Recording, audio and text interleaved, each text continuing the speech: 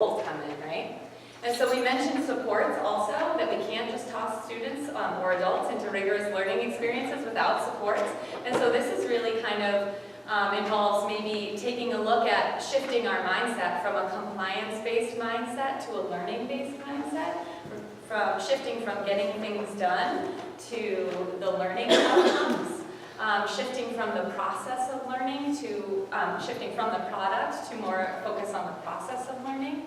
It's also about putting scaffolds in place and supports for our students and anticipating who might need those supports in rigorous situations. It's looking at our systems, like I said, to see who they're designed for. And really then also addressing our biases that may be present. Do we actually believe that every single child in our classroom can learn at high levels? And do our actions always support that belief? We know that from all thought leaders and thought research that says you get what you think about, you become what you think about, you get what you expect, and you find what you're looking for. And that a student's academic success is directly related to the belief that their educator has that they can actually do it. So there was a study in Stanford done about teacher feedback to students, and it showed that across all of their instances, they found a certain set of feedback to be what they called magical in the report, and because those words increased students' desire to resubmit the assignment until mastery, their engagement in the task, their motivation, and the words that had that effect were the words, I'm giving you this feedback because I have very high expectations for you and I know that you can do it. That's it. Okay, so what's next for where we need to head? I gave a lot of very high-level information about rigor, and what I'm going to ask you to do over the next few weeks is to do a little bit of your own action research and self-reflection in your classroom to find out what's already happening and where can we move the needle to next. I'm also, as I alluded to, going to ask that you share this with your professional learning network, and that includes the people in your grade level, but it also includes the people in your building, and it also includes the people in our district, because there's a couple reasons for that. One is that, the first is that whenever we have to prepare something for an audience, the quality of our reflection goes way up. So we know that for students as well, talking about purpose. So there's that. But the bigger thing is that people need to hear from you. There are good things happening in your classrooms that aren't as impactful if they aren't widespread. And so that's the larger reason why we need to start connecting and collaborating across classrooms and across buildings. I'm going to kind of show you a little video to illustrate that. I hope the sound works. If not, I'll just tell it to you. You can put it up on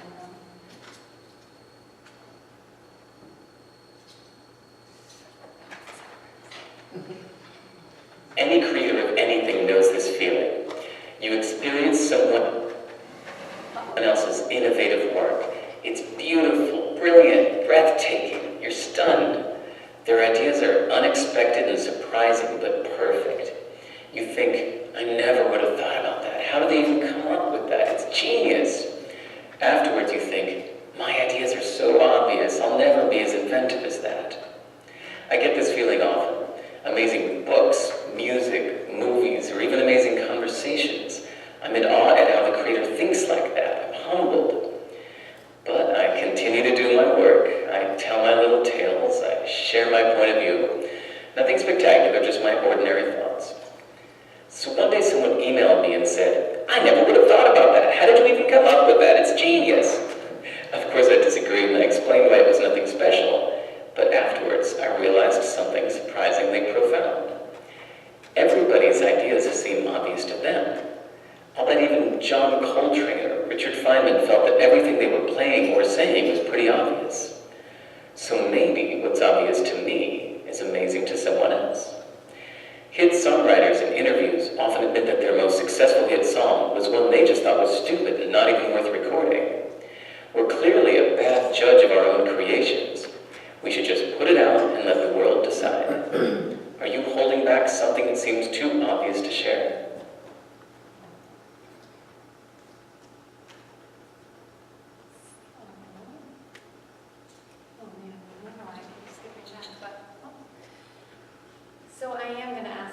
to share with your learning network, which includes your colleagues here and potentially colleagues in other buildings even.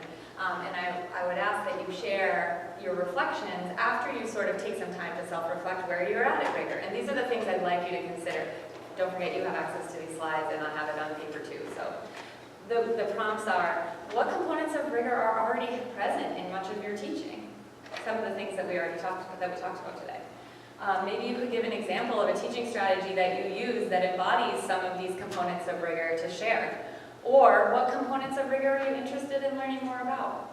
So that we can kind of build those connections and sort of have nodes for connecting people into teams that want to collaborate on the same thing. Our plan will be that as we come back next time and the time after, that we can group together people who want to explore similar topics. We can look at the research, we can look at the strategies, we can unpack it, take it back to our classrooms and try things in our group and share with one another. So I'm going to ask that you connect with your PLN, Professional Learning Network. I'm going to ask that you do it with your department or grade level team, and that you also choose from one of two other options that we'll talk about in a minute. So I want you to feel prepared to be able to go and do this self-reflection. I have a couple tools that you might choose to do, or you might find a way that works better for you on your own. I sort of made this reflection tool. It basically has a section for environment and a section for opportunity, and it has sort of what the things that were in the slide might look like in the classroom. So it says things like, students were provided extended think time. Students had at least one choice in the lesson.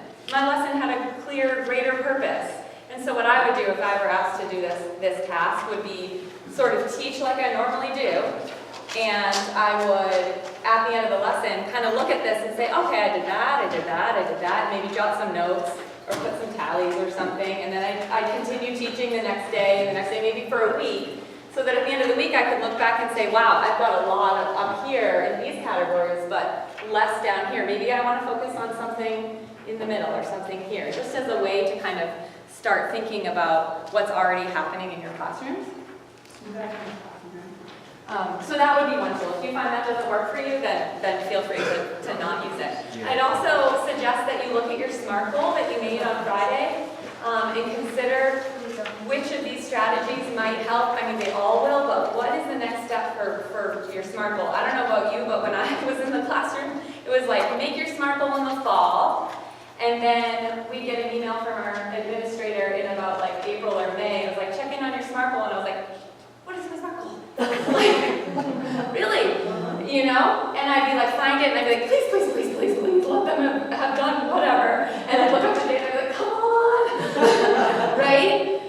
But I left the middle really up to chance. I taught how I normally do, and I made my SMART goal. I had great intentions, and then I assessed it. But the middle was sort of left for chance because I taught like I normally did, and I probably thought about it, but I wasn't purposeful and intentional in saying, okay, this is what I want to happen.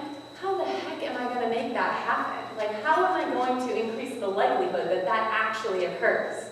And so without intentionality and without intentional focus on that goal and the strategies and tweaking things that are occurring in our classroom, that goal is less likely to actually occur in the spring. And I know that now, but my poor kids who are gone. But another idea would be to videotape your lessons if possible. For here, and there's some state law around videotaping, and so you have to be really careful about school policy. So for going in, audio taping would be an option. And it sounds silly, but honestly, when you're teaching and you're in your groove, you don't really notice how long you're waiting, or the words that you're selecting, or the amount of discourse that's happening in your classroom, because you're just doing your thing. And you don't really know, and you don't really remember. So listening to it back, and even better, is watching it back if you ever get the opportunity. For now, stick to audio. But it's so powerful, because then you can really look at something and consider and have evidence to show, oh my gosh, I didn't even know that I was doing X, Y, Z.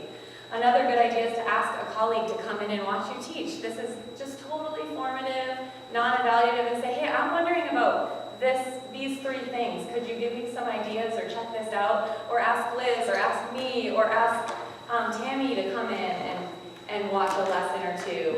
and just give some feedback on some of these elements. So those are sort of all ways that you can help you start to answer the prompts that we showed. And then I'm going to ask that you choose one of these two other ways to share, and they're a little bit more open because of the reasons that we talked about. One of them is called a Padlet. A Padlet is, and I will try to pull it up, the internet was so slow I should have had it going, but a Padlet is basically it's like a Pinterest board, and your Padlet set up for you is at this private link, so it's unsearchable by other people. It's meant for our PLN, so the people at Boyan and the educators in our district, to post their reflections on there. So it's like a Pinterest wall where you would post your reflection, your answer to the prompt, and others can comment and make connections, provide feedback, give ideas. So you can post your reflection there. You can also comment on other people's. I will work on pulling it up at the end so that I can show you. But it's right here at this link, and I have this on paper for you as well. Another one is a Flipgrid board, which is essentially the same exact thing, except it's video. So, essentially, it's push the button instead of posting text. Yes. Liz is going to pass around the instructions, and they're linked on the slideshow. It's essentially a board just like a Pinterest board, and it has the prompts there, the same ones that I read, and a green button, and you push record, and a video camera comes up. And you get to record your voice, and once you get over the sound of your own voice on tape, it's really fun. And it's really fun for kids, too.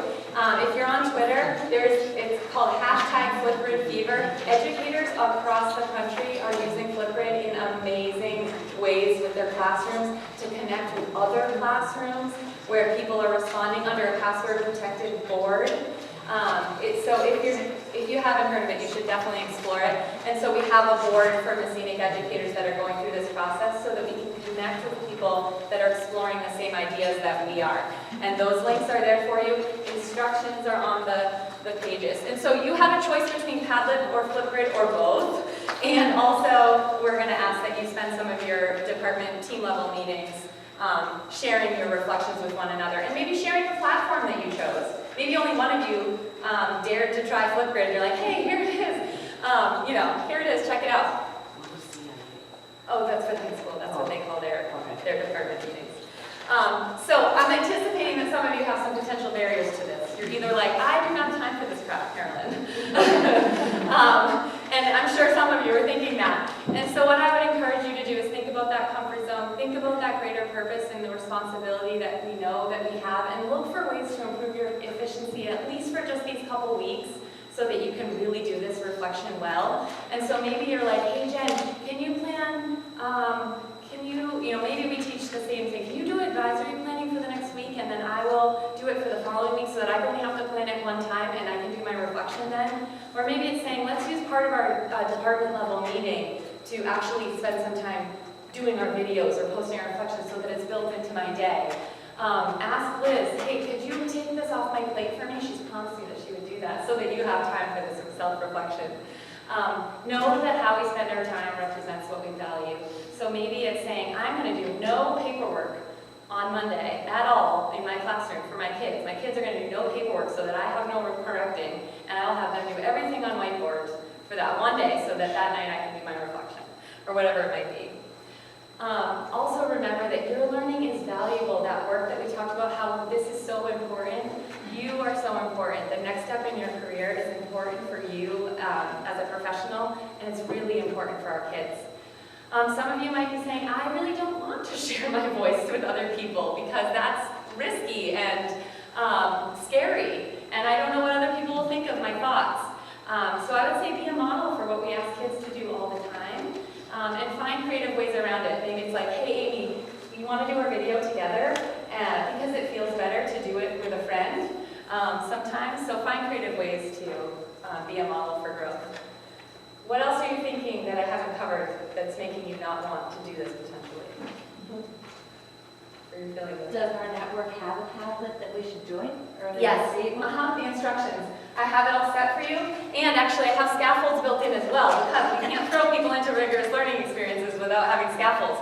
So I have instructions that tells you exactly how to do it, and I'm also going to be here on Monday the 29th, and I will be here at Highbridge on the 30th after school for anybody who wants to come and say, hey, I want to do my reflection, but I have no idea how, I want to learn it and do it and be done. Then come and I'll show you how to do it, we'll do it together, I can show you how to log in if the instructions aren't doing it for you. Does our district have a URL though, because it's not on here? It is, the first line of each. Oh, there it is. Yeah. Oh, that's Flipgrids. Yeah. Oh, there we go. Yeah. So here's kind of a little timeline, and I'm going to let you go. But the week, so this coming week and the next week, really spend some time just reflecting. Where are you at with these tools? Use the checklist or go back to the slides for ideas and really start thinking about where you're at with Rigor. Then use the following 2 weeks to kind of do your reflections and your connections with your team and in the open platforms. And then we'll meet again on November 15th where we can actually, before then, I'll survey and say, what do you want to focus on? And I'll bring faculty so that we can all dive into the different topics that we want to explore a little more. And just remember your why. You're doing this because it's so important. And so thank you. I know that some days you're just trying to stay afloat. I've been there. But this work will be really important. Your why will be your foundation. So thank you. If you don't mind, on your way out, if you would just do the feedback for me on the survey so that I can tailor this instruction for next time. So this is your little exit ticket. And I'm going to pull a raffle prize, or someone's going to pull a raffle prize. While Calvin's getting that going, I just wanted to remind everyone, if you need anything from Kevin or I to make this happen, we can try to help you with the Padlet and the Flipgrid. If you need us to cover a class, okay, for you to get this done, please don't make up an excuse. We're more than willing to help you guys. And if you want to observe a team member, let us know and we'll arrange a separate. Awesome. Jen, you're the first one. You kidding me, huh? Yay! There's 3 books that resonate with some of these strategies and that resonate with my personal philosophy. So maybe you can pass them around when you're here. Karen Walter. Mine too. Terry. Yay! Awesome. Thank you very much. If you don't mind leaving your feedback and get home to your families, and I'll see you next time. And I'll see you in the platform. I'll see your beautiful faces in the video. You're welcome. Put your name in there. I know. I said thank you. I didn't pick it.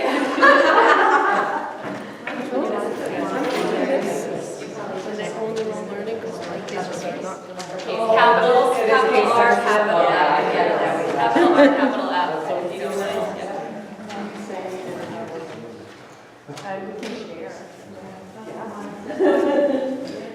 Terry, that book changed my life. It's going to be. I was going to say this right away.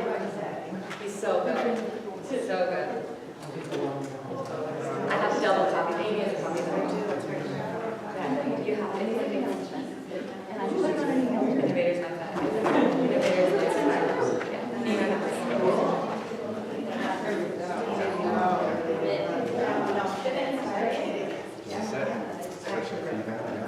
Come on.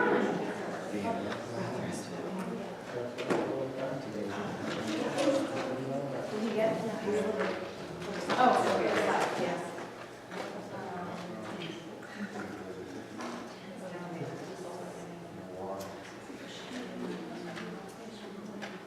I'm going to just put this back to the beginning to show where the slides are at, unless people still need this.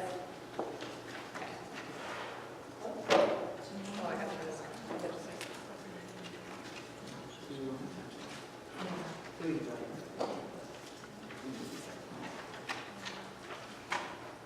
Slides are at bit.ly/rigor case sensitive. HHES BMS.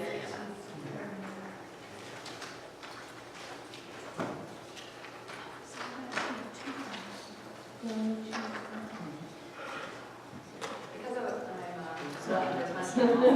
video of the session, so that if somebody wasn't here, you want to go back and like, oh, what did she say about that? You definitely, yeah.